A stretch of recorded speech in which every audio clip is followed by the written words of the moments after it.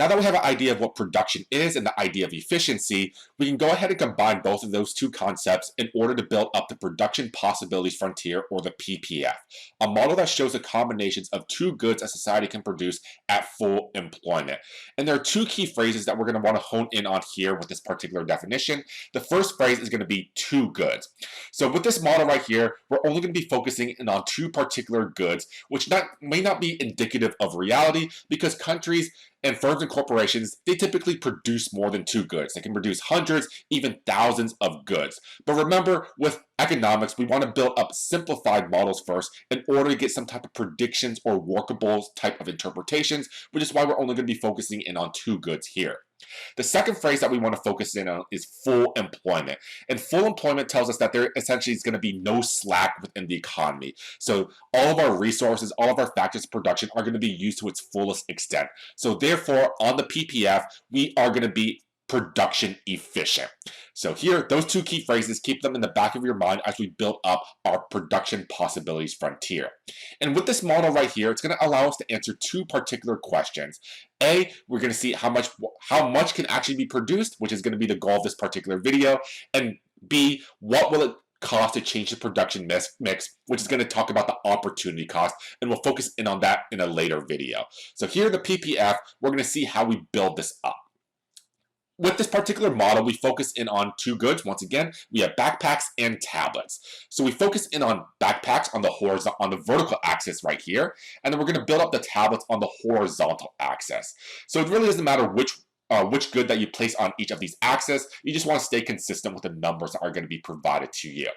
So suppose that we have these numbers right here. We have backpacks, we have tablets, and that just tells us exactly how many of each of these goods the country is going to be producing. So suppose that we take this first combination right here with 12,000 backpacks and 0 tablets.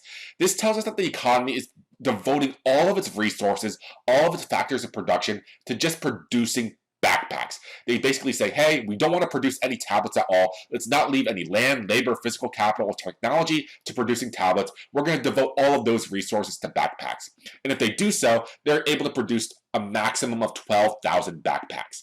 So what do we do with this combination right here? Well, you go ahead and simply just plot this on your Cartesian plane.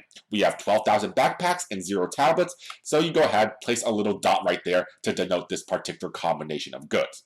And then you want to continue on down this entire process, the same methodology for all the combination of goods that you see right here. Suppose the economy says, hey, let's go ahead and devote just a few of our resources to producing tablets, but leave the vast majority of it to backpacks, and that's where we have 10,000 backpacks and 1,000 tablets. And that's where you're going to go ahead, plot your second point right here. And then once again, you just continue on the same exact process where you're just devoting more and more of your resources towards tablet production rather than backpack production. So go down the line all the way till you hit your final sort of combination right here, where you have 0 backpacks and 6,000 tablets. And remember, this is just saying that, hey, we're devoting all of our resources to producing tablets and none to backpacks, which is where we hit the other axis right here. And then once you plot all these points onto your Cartesian plane, the final step is to go ahead and connect the dots. So that's my favorite sort of step right here. You connect all the dots with a line, and this red line that you see right here is known as our Production Possibilities Frontier, or the PPF. It shows us combinations of both of these goods that we could be producing, and we are being production efficient if we are on this line. So we can be producing 12,000 backpacks and 0 tablets. We'd be at this point right here. We can be producing 6,000 backpacks or 3,000 tablets. We'd be at this point. Or we can go all the way down here, say 2,000 backpacks and 5,000 tablets if we're at this point right here. But essentially right here, this is the combination of both of these goods that the country can be producing if it was using up all of its resources. So a PPF right here, a very simple PPF, which is a linear line. There are a few things that we can denote about the PPF as well, a few areas that we can be concerned about as well. So as we can see right here, this is the PPF just drawn without the specific points. Suppose that we're actually operating somewhere inside of the PPF. So say somewhere along this line right here, say 4,000 backpacks and 2,000 tablets. Would this be possible for us to do given the information that we've been provided? And the answer is yes. And the answer is yes, because why? Because we do have enough resources to reach this particular point. They are attainable, but we consider this to be a little bit inefficient. So remember that everywhere on this red line is where we're using up all of our resources. So that just tells us that anywhere to the left of our PPF, we can go ahead and produce the combination of these goods. So something like 4,000 backpacks and say 2,000 tablets, this is perfectly fine for the economy to produce, but because we are not using up all of our resources, we are going to be saying that this point is going to be inefficient.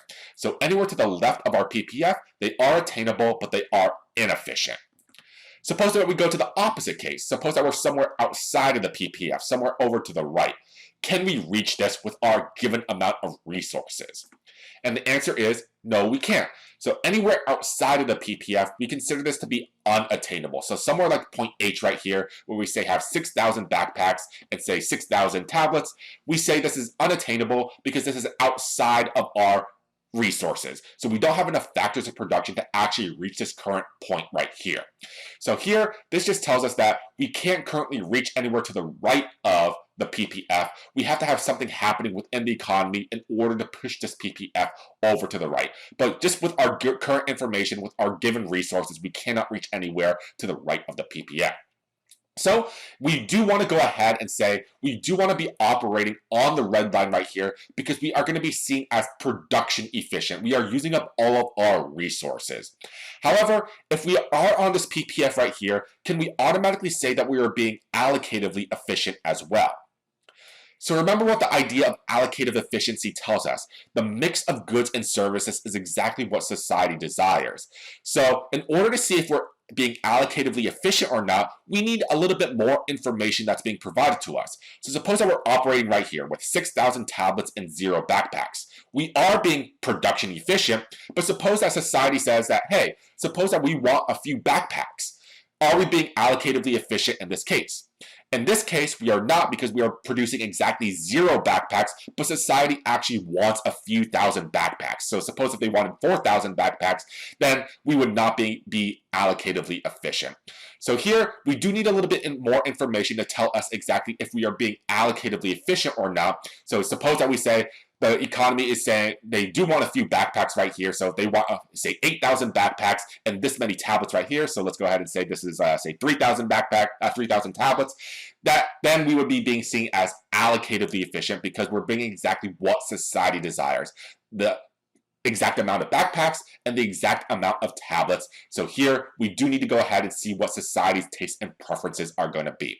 So on the red line, we are automatically being production efficient, but we do need a little bit more information to see if we're being allocatively efficient.